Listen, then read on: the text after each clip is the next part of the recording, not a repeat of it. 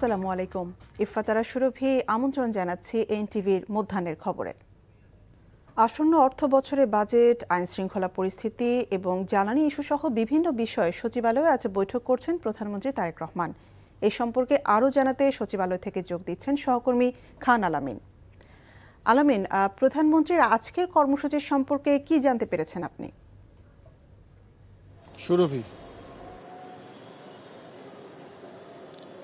সুরভি, প্রধানমন্ত্রীর আজকে প্রথম যে কর্মসূচি ছিল সকাল 9টা থেকে, সেটি হচ্ছে বাজেটের উপর একটি আলোচনা। সেখানে অর্থমন্ত্রী আমির খসরু মাহমুদ চৌধুরী সহ সংশ্লিষ্ট যারা ছিলেন তারা তার সাথে বৈঠকে অংশ নিয়েছেন। মূলত এই আসন্ন যে বাজেটটি রয়েছে, যে অধিবেশনটি গতকাল থেকে শুরু হয়েছে এবং আগামী 11 তারিখ সেই বাজেটটি উপস্থাপন করা হবে জাতীয় সংসদে, সেই বাজেটের বিস্তারিত বিষয়গুলো নিয়ে আলোচনা করা হয়েছে। যদিও ভেতরকার আলোচনা কি হয়েছে স্পষ্ট করে আমরা জানতে পারিনি, কারণ এখন পর্যন্ত প্রধানমন্ত্রী যে প্রেস উইং রয়েছে তাদের পক্ষ থেকে আমাদের কিছু জানানো হয়নি এবং অর্থমন্ত্রী আমির খসরু মাহমুদ চৌধুরী বৈঠক শেষে যখন বের হয়ে গেছেন তখন তিনি এ বিষয়ে আজকে আমাদেরকে কিছু বলেননি। আর এই মুহূর্তে আমরা জানতে পেরেছি আইন শৃঙ্খলা বিষয়ক একটি সভা অনুষ্ঠিত হচ্ছে। সেখানে স্বরাষ্ট্রমন্ত্রী সালাউদ্দিন আহমেদ সহ অন্যান্য যে সংশ্লিষ্টরা রয়েছেন তারা উপস্থিত আছেন। সেখানে মূলত সাম্প্রতিক যে আইন শৃঙ্খলা পরিস্থিতি রয়েছে সেই বিষয়গুলো নিয়ে আলোচনা হবে। আমরা যতটুকু জানতে পেরেছি, নিষিদ্ধ ঘোষিত সংগঠন ছাত্রলীগের যে অপতৎপরতা দেশের বিভিন্ন প্রান্তে দেখা যাচ্ছে, তারা বিভিন্ন জায়গায় ঘোষণা দিয়ে মিছিল করছে কিংবা বিএনপি কিংবা তাদের অন্য অন্য অঙ্গ সহযোগী সংগঠনের নেতাকর্মীদের উপর হামলার মতো ঘটনা ঘটাচ্ছে ঘোষণা দিয়ে। সেই বিষয়গুলো নিয়ে আজকের এই আইন শৃঙ্খলা বিষয়ক সভায় আলোচনা হতে পারে এবং কিভাবে এই নিষিদ্ধ সংগঠনের তৎপরতা রোধ করা যায় সে বিষয়ে আইন শৃঙ্খলা বাহিনী আরও কতটা তৎপর হতে পারে সেই বিষয়গুলো এখানে আলোচনা হবে বলে আমরা জানতে পেরেছি। তো এই হচ্ছে আমার কাছে থাকা সবশেষ তথ্য। এই সভাটির পরে আরও দুটি সভা রয়েছে, সমন্বয় সভা রয়েছে একটি, আর সবশেষ জ্বালানির উপর নিয়ে আলোচনার একটি সভা রয়েছে। সেই সভা শেষ করে প্রধানমন্ত্রী চলে যাবেন বিকেল 3টায় জাতীয় সংসদ ভবনে। সেখানে রয়েছে আজকের বাজেট অধিবেশনের দ্বিতীয় দিন।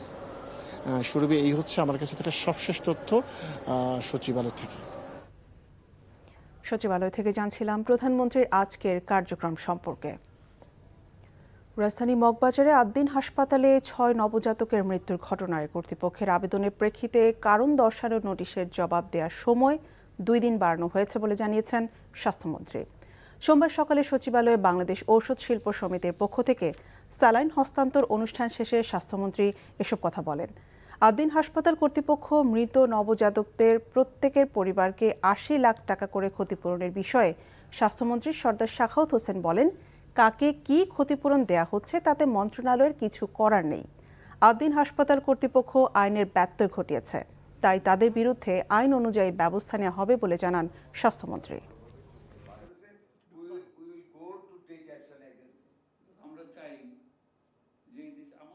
আমরা আরো 2 দিন টাইম দিয়েছি ওনাদেরকে, 2 দিন টাইম দিয়েছি, আজকে এবং কালকে ওনারা ওনাদের রিপ্লাই দিবেন, তারপরে আবার আমরা সিদ্ধান্ত নেব। আমরা দেখব আমাদের আইনানুগভাবে আমাদের পারমিশনের সাথে কি কি ব্যত্যয় ঘটেছে, কি অপরাধ করেছে, we will go to take action against that.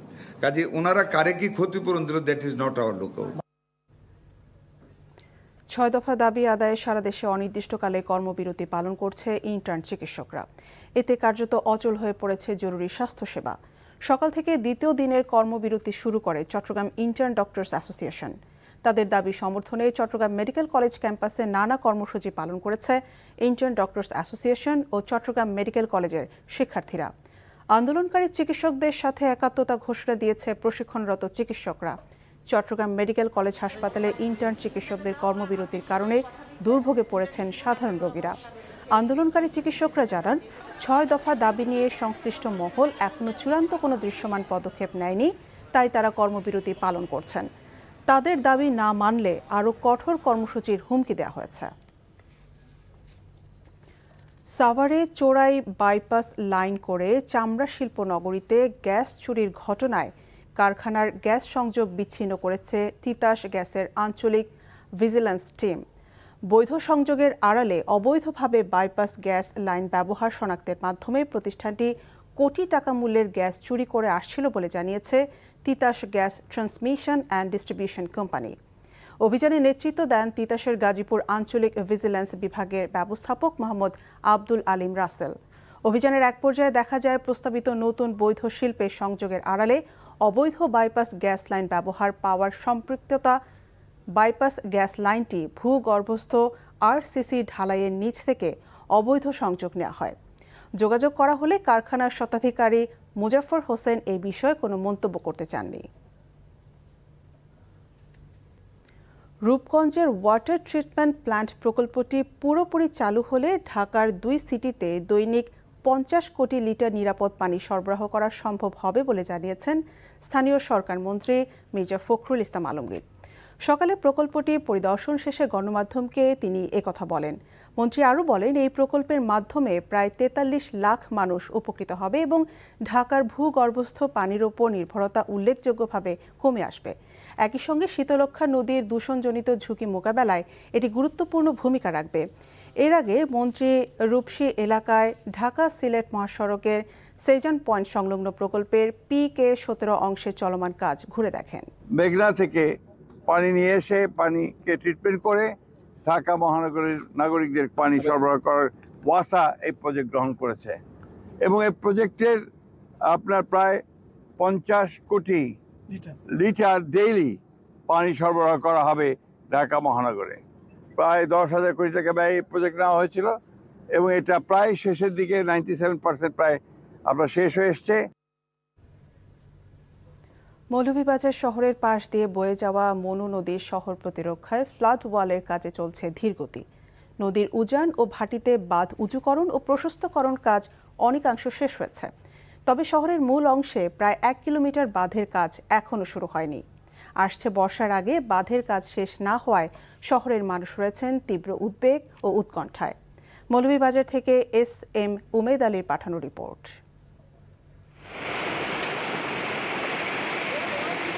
মৌলভীবাজারে উজান থেকে যখন ঢলের পানি নামতে শুরু করে, ঠিক তখন শহরের মানুষের মাঝে শুরু হয় আতঙ্ক। এই সময় শহরবাসী যানবাহন নিয়ে সরে যেতে খুঁজতে থাকেন নিরাপদ উঁচু আশ্রয়স্থল। এ অবস্থায় শহর রক্ষায় দীর্ঘদিন আরসিসি ফ্লাড ওয়াল নির্মাণের কাজ শেষ না হওয়ায় শহরবাসীকে স্মরণ করিয়ে দেয় পূর্বের ভয়াবহ বন্যা। আমরা প্রতি বছর এটা ভোগান্তিতে পড়ি। পানি অবরে আসে, দোকানপাট বন্ধ থাকে, মেন রোড বন্ধ হয়ে যায়। দোকান থেকে দেখি যে নদীর পানি অনেক উপর হয়ে গেছে, তখন আমরা মালগুলা সরাই নেই। এই শহরের মাঝখানের অংশটাই নিচু হয়ে গেছে, এই বাঁধটা এখনো হয় নাই। আমরা খুবই আতঙ্কিত। সামনে বর্ষা আইতেছে, বর্ষাকালে যদি এখানে আমরা বাঁধটা উঁচু না করে, যে কোনো মুহূর্তে বাঁধে ফ্লাডে ভেঙে যেতে পারে। বন্যার কবল থেকে মুক্তি পেতে 2020 সালের জুন মাসে সরকার মনু নদী শাসনের জন্য 996 কোটি টাকার একটি উন্নয়ন প্রকল্প অনুমোদন দেয়। কার্যাদেশ অনুযায়ী 2023 সালের জুনে এই প্রকল্পের কাজ শেষ হওয়ার কথা, কিন্তু নানা জটিলতা দেখিয়ে কার্যাদেশ মেয়াদ কয়েক দফা বাড়িয়ে চলতি মাসের জুন পর্যন্ত করা হয়। এখন পর্যন্ত এই প্রকল্পের আমাদের বাস্তব অগ্রগতি হলো 65%। আর যেটা বললেন শহরের যে ফ্লাড ওয়াল নির্মাণ, সেখানে 2.5 কিলোমিটার এই প্রকল্প অন্তর্ভুক্ত আছে। তার মধ্যে আমরা ইতিমধ্যে 1.7 কিলোমিটার আমরা নির্মাণ করছি, আর বাকি যে অংশটুকু আছে সেটুকু নির্মাণ কার্যক্রম চলমান আছে। এই বর্ষার আগে আমাদের এই যে প্রথম ফ্লাড ওয়াল সেটা কাজ শুরু করা সম্ভব হবে না। মনু নদীর শহর প্রতিরক্ষা ফ্লাড ওয়াল নির্মাণ দ্রুত শেষ হওয়ার দাবি জানিয়েছেন উদ্বেগ ও উৎকণ্ঠায় থাকা মৌলভীবাজার শহরবাসী। NTV news desk. নেত্রকোনায় কংস নদীর ভাঙনে সদর উপজেলার কালিয়ারা গাবরাগাতি ইউনিয়ন হুমকির মুখে। ভাঙনে বিলীন হচ্ছে বসতঘর, রাস্তাঘাট সহ বিভিন্ন স্থাপনা। স্থানীয় বাসিন্দারা বলছেন, দ্রুত পদক্ষেপ না নিলে বিলীন হয়ে যেতে পারে জেলার বিস্তীর্ণ জনপদ। নেত্রকোনা থেকে ভজন দাসের পাঠানো রিপোর্ট। নেত্রকোনা জেলার শান্ত কংস নদী হঠাৎ যেন অশান্ত হয়ে উঠেছে। সদর উপজেলার কালিয়াগাড়া গাবরাগাতি ইউনিয়নে ভাঙন শুরু হয়েছে। প্রতিদিনই ভাঙনের তীব্রতা বাড়ছে। এতে ইউনিয়নের বাহিরকান্দা, নবন্দ, হরিদাসপুর, কাকিয়াকুড়ি, মহিষাগুড়া সহ 10 থেকে 15টি গ্রামে শতাধিক বসতঘর, ফসলের জমি নদীতে বিলীন হয়ে গেছে। হুমকির মুখে স্কুল, হাসপাতাল সহ নানা স্থাপনা। এখানে পাকা রাস্তাটা নদী ভাঙনে ধীরে ধীরে পুরাটাই ভেঙে যাচ্ছে। পোলাবান এই দিকটা দিতে আমাদের বিশাল ভয় হয়। নদী ভাঙ্গা যাইতেছে, আবার বাজার নষ্ট হয়ে যাইতেছে। চলাচলের অসুবিধা হচ্ছে, গাড়ি যাইতে পারতেছে না, একটা ভ্যান গাড়ি যাইতে পারতেছে না, রিক্সা যাইতে পারতেছে না, অটো যাইতে পারতেছে না। ভাঙন রোধে দ্রুত পদক্ষেপ নেওয়ার কথা জানালেন পানি উন্নয়ন বোর্ডের এই কর্মকর্তা। জরুরি ভিত্তিতে প্রতিরক্ষামূলক কাজ বাস্তবায়নের জন্য ঠিকাদার নিয়োগ করেছি। এটা অতি দ্রুতই সেখানকার ভাঙন প্রতিরোধের জন্য আমরা কাজগুলো বাস্তবায়ন করব এবং বাস্তবায়ন করলে এখানে ভাঙন প্রতিরোধ সম্ভব হবে এবং ভবিষ্যতে যাতে এখানে কোনো ভাঙন না হয় সেই বিষয়ে আমরা পরবর্তী প্রয়োজনীয় ব্যবস্থা গ্রহণ করব। শুধু আশ্বাসের ফুলঝুরি নয়, দ্রুত কার্যকরী পদক্ষেপ দেখতে চান জেলাবাসী। NTV news desk. ইসলামী ব্যাংকের নবনিযুক্ত চেয়ারম্যান খুরশিদ আলমের পদত্যাগের দাবিতে ইসলামী ব্যাংকের সব ব্রাঞ্চের কর্মকর্তা ও কর্মচারীরা আজ 2 ঘণ্টা কলম বিরতি পালন করেছে। সকাল 10টা থেকে 12টা পর্যন্ত ব্যাংকটির কর্মকর্তা ও কর্মচারীরা প্রতিটি ব্রাঞ্চের সামনে ব্যানার ও প্ল্যাকার্ড নিয়ে কলম বিরতি পালন করে। তাদের দাবি, আগামী 24 ঘণ্টার মধ্যে ফ্যাসিস্ট আওয়ামী লীগের দোসর এস আলম গ্রুপের উত্তরসূরি খুরশিদ আলমকে ইসলামী ব্যাংকের চেয়ারম্যানের পদ থেকে অপসারণ করতে হবে। কর্মকর্তারা জানান, এই ব্যাংক ফ্যাসিস্টদের হাতে তুলে দিয়ে অর্থনীতি ধ্বংস করা যাবে না। বর্তমান চেয়ারম্যান ইসলামী ব্যাংক থেকে আবারও টাকা লুট করে পালিয়ে যাবে বলে অভিযোগ করেন আন্দোলনরত কর্মকর্তা ও কর্মচারীরা। এই ছিল মধ্যাহ্নের খবরে। এই খবরের ভিডিও সহ আপডেট জানতে ভিজিট করুন এনটিভি অনলাইন www.ntv.com। এছাড়াও এনটিভি জনপ্রিয় সব অনুষ্ঠান এবং খবরের আপডেট জানতে ভিজিট করুন আমাদের ইউটিউব ও ভেরিফাইড ফেসবুক পেজ। দুপুরের খবর দেখার আমন্ত্রণ রইল। ধন্যবাদ সবাইকে।